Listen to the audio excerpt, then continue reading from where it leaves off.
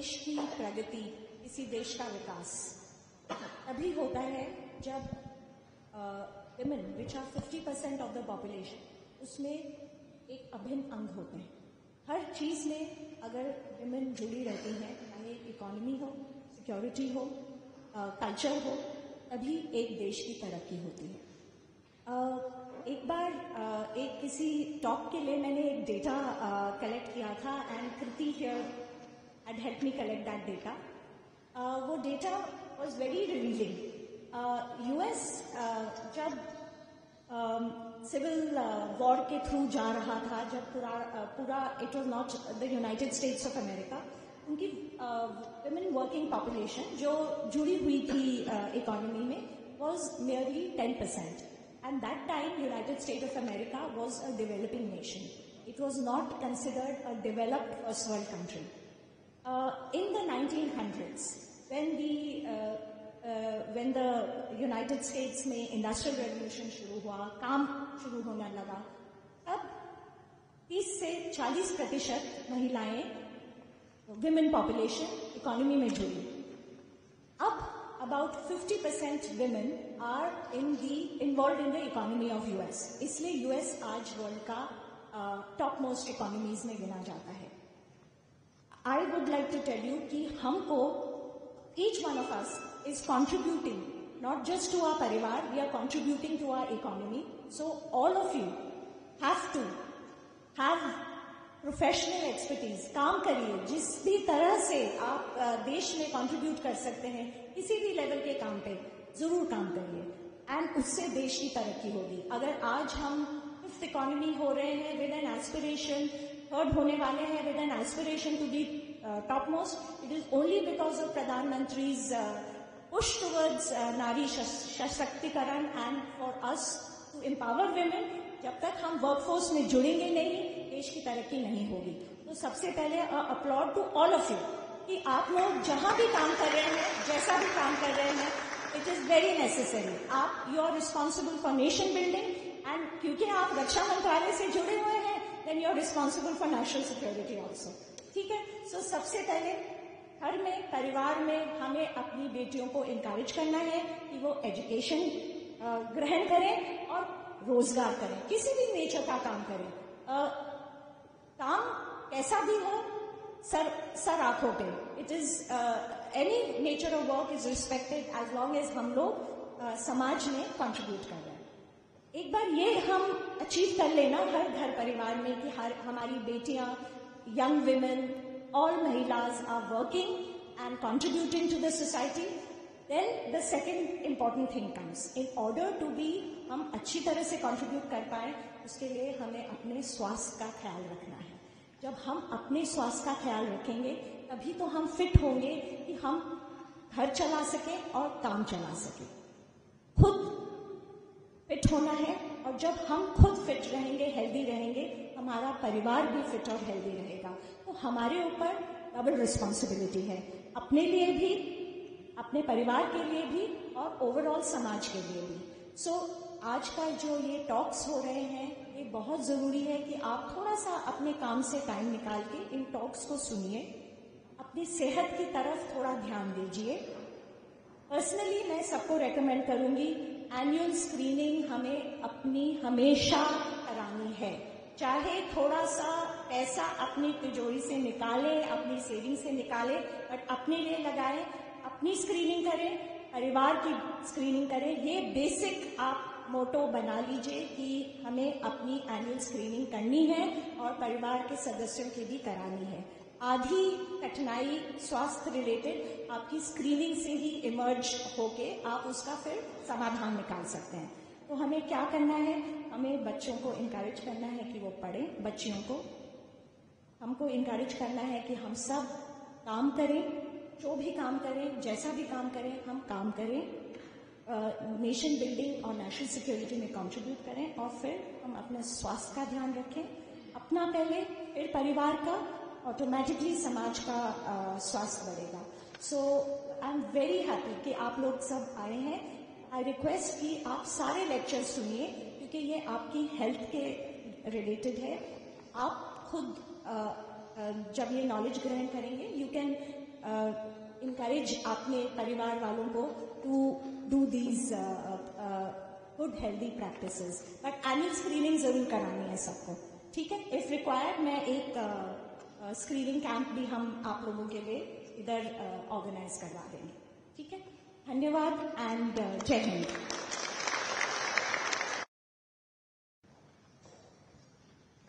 Thank you, ma'am. Thank you for those encouraging words. Ma'am, we would like to take. मैं अब आमंत्रित करना चाहूंगी हमारे पहले speaker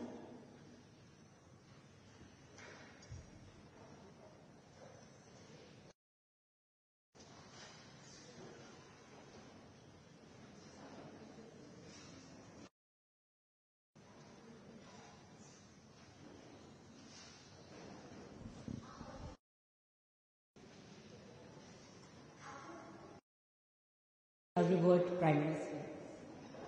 Communities, countries, and ultimately the world can only be as strong as the health of the women.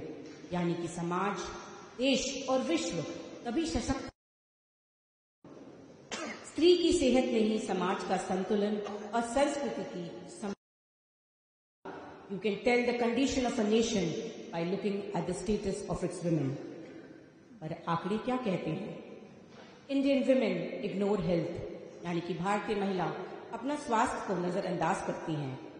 50% of women. Narendra Modi ji और central government ने एक अभियान जारी किया, स्वस्थ नारी सशक्त परिवार. Good morning, ladies and a few gentlemen. I bring greetings to all of you from Army Hospital Research and Referral, where I am posted, and Assisted Reproductive Technology Center, which is my Karma Bhumi. And I'll be speaking to all of you about reproductive health. Although it is a very comprehensive topic, but to cover it in 20 minutes, I will not be able to do justice, but nevertheless, I will try my best. This is a department where we try to fulfill the dream of parenthood of couples who come to us from various parts of the country. यानी कि संतानहीन दंपति जो संतान प्राप्ति चाहते हैं और किसी भी कारण से संतान नहीं प्राप्त कर पा रहे हैं, वो हमारे पास कृत्रिम गर्भधारण यानी IVF के द्वारा संतान प्राप्ति के लिए हमारे इस डिपार्टमेंट में आते हैं, जहां पहले हम इनको संतान प्राप्ति में मदद करते हैं और उसके बाद फिर हम उनका एंटीनेटल केयर और डिलीवरी देते हैं. But before we come to reproductive health, let us understand what is health. As per the WHO defines health as a state of complete physical, mental and social well-being and not just merely the absence of disease or infirmity. पर अब हमको शारीरिक स्वास्थ्य से परे देखना होगा. We have to look beyond physical health because it is not just physical health which keeps us healthy. So what we require is holistic health, यानी कि समग्र स्वास्थ्य. An approach to healing and wellness that addresses all aspects of a person's life, integrating physical, mental, emotional, spiritual and social dimensions. यानी कि एक व्यक्ति का सिर्फ शारीरिक स्वास्थ्य ही नहीं, साथ में मानसिक, भावनात्मक, आध्यात्मिक और सामाजिक डायमेंशंस को ही जब हम नजरअंदाज करेंगे तो एक हमको समग्र नारी या समग्र समाज नहीं मिलेगा. तो अब बात करें प्रजनन स्वास्थ्य यानी कि रिप्रोडक्टिव हेल्थ, जिसके बारे में मुझे चर्चा करनी है. प्रजनन स्वास्थ्य का अर्थ है एक महिला का शारीरिक, मानसिक और सामाजिक रूप से स्वस्थ रहना ताकि वह सुरक्षित मातृत्व यानी कि सेफ मदरहुड, स्वस्थ यौन जीवन यानी कि हेल्दी सेक्सुअल लाइफ और अपनी प्रजनन क्षमता से जुड़े फैसले को वह स्वतंत्र रूप से ले सके, यानी कि फैमिली प्लानिंग हो या मदरहुड के बारे में वह खुद अपने बारे में डिसीजन ना ले पाए, न कि समाज और परिवार के बंदिश में आए. इसको कहते हैं रिप्रोडक्टिव हेल्थ. जैसा कि अभी तक हमने ये सुन ही लिया है कि एक महिला का हेल्थ हमारे समाज के लिए, हमारे देश के लिए बहुत ही आवश्यक है, क्योंकि एक महिला स्वस्थ रहेगी तभी समाज, देश और विश्व स्वस्थ रहेगा. महिलाएं समाज का एक अभिन्न अंग हैं, इसलिए महिलाओं की चिंता सभी को होनी चाहिए. शायद हम काफी अर्षों से ये देखे जा रहे हैं कि हमारा पुरुष प्रधान समाज है और महिलाओं का स्वास्थ्य या महिलाओं की शिक्षा को हमेशा नंबर 2 में देखा गया है. और अब कुछ दशक में हम इस बारे में काफी उत्थान कर रहे हैं और यह एक अभियान भी उसी की ओर अग्रसर है. तो इसलिए when women are healthy and empowered, they can unleash their full potential. create a ripple effect of prosperity that will not only strengthen family, but communities, societies, and ultimately the nation. हम सभी महिलाएं काफ़ी चरण से गुजरती हैं। पहले हम माँ के गर्भ से बाहर निकलते हैं, उसके बाद हमारा बचपन होता है, उसके बाद हम किशोर अवस्था में जाते हैं, फिर रिप्रोडक्टिव एज ग्रुप यानी कि प्रजनन आयु, फिर पेरीमेनोपॉजल जब हम मेनोपॉज के टुवर्ड्स जा रहे हैं, और फिर मेनोपॉज यानी कि रजोनिवृत्ति।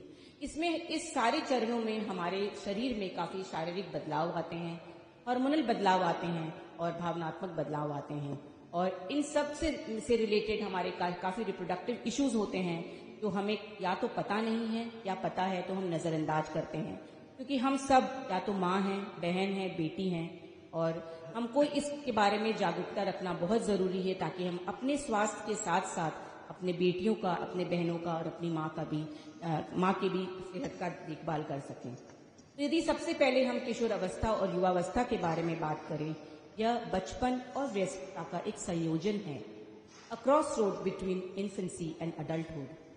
इसमें स्वास्थ्य से रिलेटेड बहुत सारी प्रॉब्लम्स होते हैं। यहाँ पे मैं यह बात आपको बताना चाहूँगी, हम सब शहर में हैं, पर जो स्वास्थ्य है, एक बच्ची जो ग्रामीण क्षेत्र में है और एक बच्ची जो शहर में रह रही है, दोनों के हेल्थ रिक्वायरमेंट्स बहुत डिफरेंट होंगे। एक गांव में रह रही बच्ची को कुपोषण मिलता है क्योंकि उसको हमेशा एक बेटे से विभिन्न दृष्टि से देखा जाता है, तो उसको एनीमिया की प्रॉब्लम ज़्यादा होती है, वो खाना अच्छे से नहीं खा पाती। यदि मासिक धर्म शुरू होता है तो उसको बिल्कुल हम बंद दरवाजे के पीछे ही मासिक धर्म के बारे में बताते हैं, उसको एक गंदे से कपड़े को इस्तेमाल करना पड़ता है। वही यदि एक बच्ची शहर में है तो हम सब, शायद बहुत सारे माँ हैं यहाँ बैठे हैं, हम सब परेशान हैं कि हमारी बेटियाँ सारे टाइम स्क्रीन पे बैठी हैं, मोबाइल के सामने बैठी हैं, जंक फूड खा रही हैं और मोटापा की तरफ जा रही हैं।